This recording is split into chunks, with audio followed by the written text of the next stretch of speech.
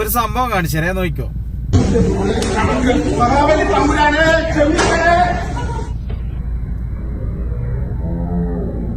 ഇത് നമ്മൾ സ്വന്തം കേരളത്തിൽ നടന്നൊരു സംഭവമാണ്. നമ്മൾ പല വിധത്തിലുള്ള ഓണാഘോഷം കണ്ടിട്ടുണ്ട്, പക്ഷെ മാവേലി ആയിട്ടുള്ള ഒരു അടി ഇതുവരെ കണ്ടിട്ടില്ല. മാവേലി നടന്നു വരുന്നതും മാവേലി പോകുന്നതൊക്കെ കണ്ടിട്ടില്ല, മാവേലി ആയിട്ടുള്ള ഒരു അടി ഇതുവരെ കണ്ടിട്ടില്ല. ഇത് കാണാൻ ആഗ്രഹവുമില്ല. പക്ഷെ സംഭവം എന്താന്ന് വെച്ച് കഴിഞ്ഞാല്, ഒരു സത്യക്രിസ്ത്യാനിയായ ഒരു യുവാവ് മാവേലി വേഷം കെട്ടിട്ട് വന്നതാണ്. അപ്പം വേറൊരു ക്രിസ്ത്യൻ യുവാവ് അദ്ദേഹത്തിന്റെ ചെവിട്ടില് ഒരു രഹസ്യം പറഞ്ഞതാണ്. എന്താന്ന് വെച്ച് കഴിഞ്ഞാല്, തങ്ങള് സത്യക്രിസ്ത്യാനിയല്ലേ, പിന്നെന്തിനാ ഈ മാവേലി വേഷം കെട്ടേണ്ട ആവശ്യം എന്ന് ചോദിച്ചതേ ഓർമ്മയുള്ളൂ. അടി അങ്ങ് തുടങ്ങി, നല്ല അടി തുടങ്ങി, ഒന്നും നോക്കിയില്ല. അതിനിടയിൽ ആരോ പറയുന്നുണ്ട്, മാവേലി തമ്പുരാനെ ക്ഷമിച്ചുകൂടെയെന്ന്. മാവേലി തമ്പുരാനെ ഒന്നും കേട്ടിട്ടില്ല, നല്ല പൊട്ടിക്കലങ്ങ് പൊട്ടിച്ച്, ഒന്നും നോക്കിയില്ല. ഇപ്പൊ മാവേലിക്ക് പറയാനുള്ള എന്താന്ന് വെച്ചാല് ഒന്ന് കേട്ടോക്കി.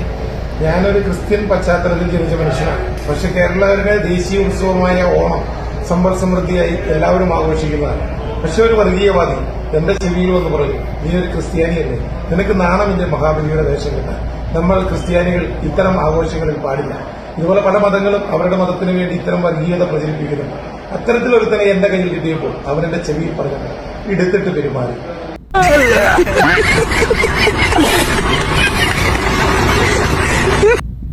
ഇതാണ് മാവേലിക്ക് പറയാനുള്ളത്. അടി കിട്ടിയതിന്റെ അവസ്ഥ ഇപ്പൊ എന്താന്നറിയോ?